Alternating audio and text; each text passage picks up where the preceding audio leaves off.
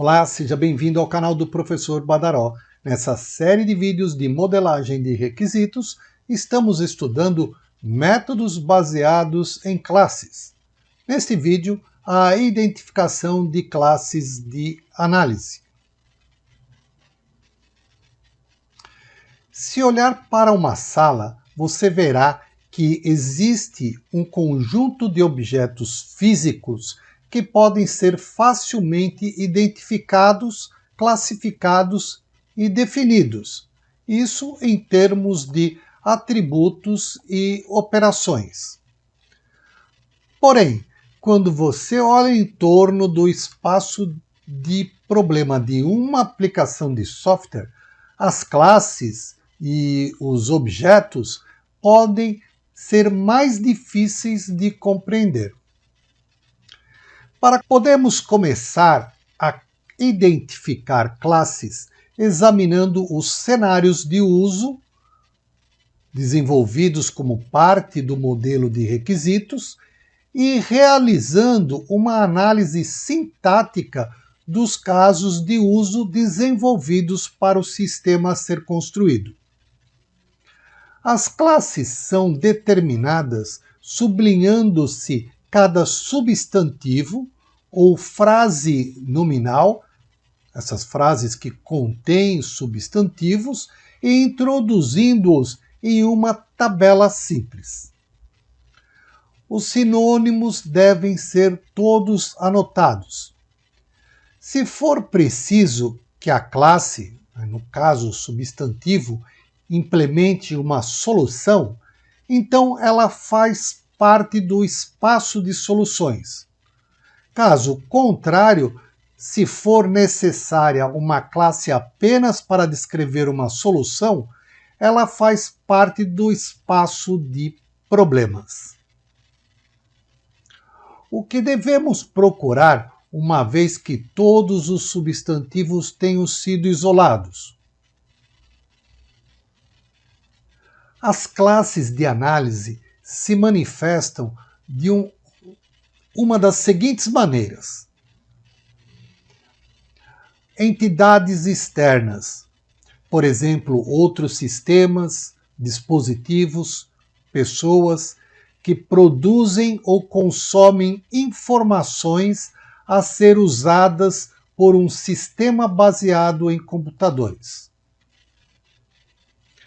Coisas, por exemplo, relatórios, exibições, letras, sinais, que fazem parte do domínio de informações para o problema.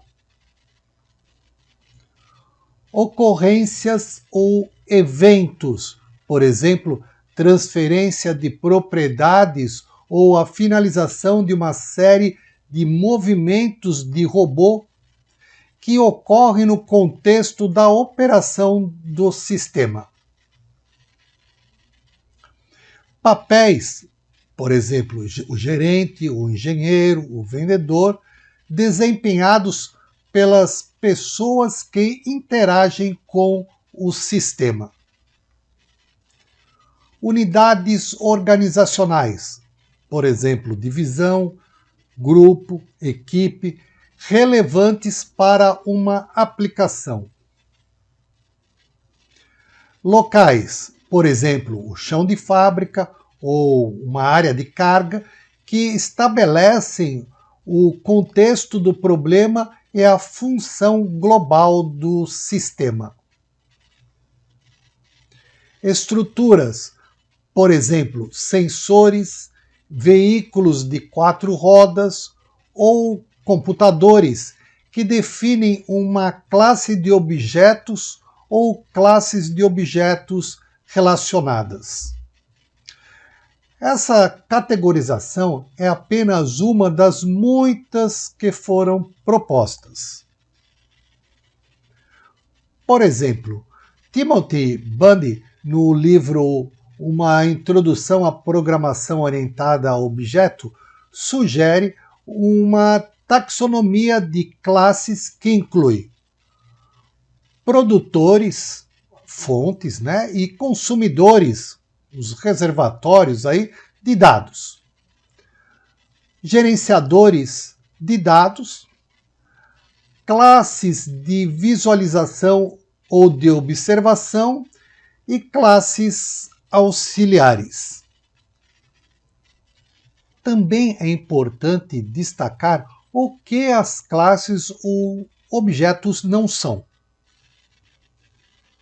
Em geral, uma classe jamais deve ter um nome procedural imperativo. Por exemplo, se os desenvolvedores de software de um sistema de imagens para aplicação em medicina definirem um objeto com o nome inverte imagem ou até mesmo inversão de imagem, eles estariam cometendo um erro sutil. A imagem obtida do software poderia, obviamente, ser uma classe. É algo que faz parte do domínio de informações. A inversão da imagem é uma operação aplicada ao objeto.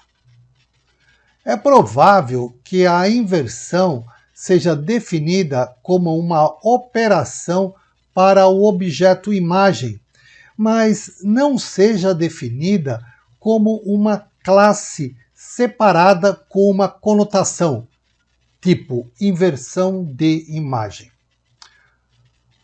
Conforme Cashman diz, abre aspas, o intuito da orientação a objetos é encapsular, mas ainda manter separados os dados e as operações sobre os dados. Fecha aspas. Para ilustrar como as classes de análise podem ser definidas durante os estágios iniciais da modelagem, considere uma análise sintática. Aí os substantivos são sublinhados e os verbos são colocados em itálico, para uma narrativa de processamento da função de segurança domiciliar do Casa Segura. A análise sintática não é infalível, mas pode proporcionar um excelente passo inicial, caso esteja havendo aí dificuldades para definir objetos de dados e as transformações que nele operam. A função de segurança domiciliar do Casa Segura permite que o proprietário do imóvel configure o sistema de segurança, quando ele é instalado, monitore todos os sensores conectados ao sistema de segurança e interaja com o proprietário do imóvel por meio da internet, de um PC ou de um painel de controle. Durante a instalação, o PC do Casa Segura é usado para programar e configurar o sistema. É atribuído um número e um tipo a cada sensor. É programada uma senha mestra para armar e desarmar o sistema. E são introduzidos números de telefones para discar quando um evento do sensor ocorre. Quando um evento de sensor é reconhecido, o software aciona um alarme audível ligado ao sistema. Após um tempo de retardo especificado pelo proprietário do imóvel durante as atividades de configuração do sistema, o software disca um número de telefone de um serviço de monitoramento. Fornece informações sobre o local, relatando a natureza do evento detectado. O número de telefone será discado novamente a cada 20 segundos, até que seja completada a ligação.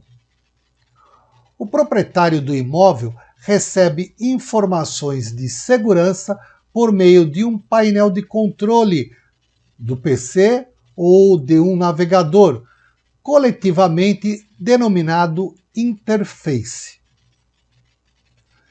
A interface mostra mensagens de aviso e informações sobre o estado do sistema no painel de controle, no PC ou na janela do navegador. Daí continua a sequência. A interação com o proprietário do imóvel acontece da seguinte forma. E aí vai a continuação de todo o nosso relato. Extraindo os substantivos, podemos propor uma série de possíveis classes. Classe potencial, onde eu tenho aqui o proprietário, o sensor, painel de controle, instalação, e a classificação geral. O proprietário é o papel ou entidade externa, o sensor é uma entidade externa, painel de controle é uma entidade externa, e assim por diante. A lista seguiria até que todos os substantivos contidos na narrativa de processamento tivessem sido considerados. Observe que chamamos cada entrada da lista de objeto em potencial. Temos que considerar cada um deles até que uma decisão final seja tomada. No livro de Code e Jordan, eles sugerem 6 características de seleção que deveriam ser usadas à medida que se considerada cada classe em potencial para a inclusão no modelo de análise. Primeira, informações retidas. A classe em potencial será útil durante a análise apenas se as informações sobre ela tiverem de ser relembradas para que o sistema possa funcionar. 2. Serviços necessários. A classe potencial deve ter um conjunto de operações identificáveis capazes de modificar, de alguma forma, o valor de seus atributos. 3. Atributos múltiplos. Durante a análise de requisitos, o foco deve ser nas informações importantes. Uma classe com um único atributo poderia, na verdade, ser útil durante o projeto. Porém, provavelmente seria mais bem representada na forma de atributo de outra classe durante a atividade de análise. 4. Atributos comuns. Um conjunto de atributos pode ser definido para a classe em potencial, e esses atributos se aplicam a todas as instâncias da classe. 5. Operações comuns. Um conjunto de operações pode ser definido para a classe em potencial, e tais operações se aplicam a todas as instâncias da classe. 6. Requisitos essenciais.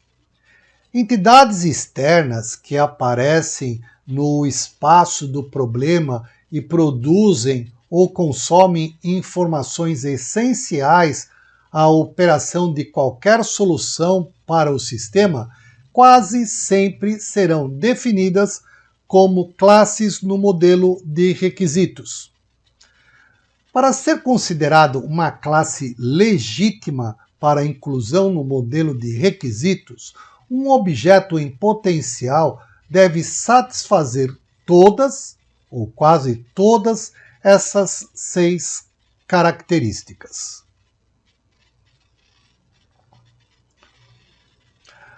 A decisão da inclusão de classes em potencial no modelo de análise é um tanto subjetiva, e uma avaliação posterior poderia fazer com que o objeto fosse descartado ou reintegrado. Entretanto, a primeira etapa da modelagem baseada em classes é definir as classes e decisões, mesmo aquelas subjetivas.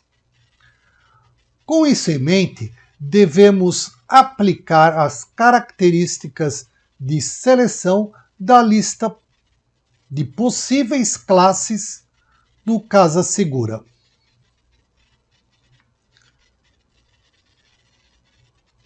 Então eu tenho aqui as classes em potencial e agora o número característico que se aplica daquela lista de 6 características que foi colocada anteriormente. Deve-se notar o seguinte: a lista anterior não é definitiva. Outras classes talvez tenham de ser acrescentadas para completar o modelo. Algumas das classes em potencial rejeitadas se tornarão atributos para as que foram aceitas. Por exemplo, o número e tipo são atributos de sensor, e senha mestra e número de telefone talvez se tornem atributos de sistema.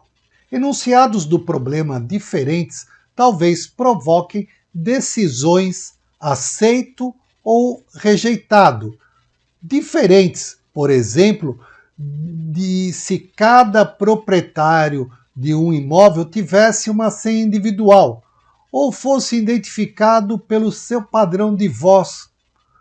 A classe proprietário satisfaria as características 1 e 2 e teriam sido aceitas. No próximo vídeo, especificação de atributos. Te vejo lá. Tchau!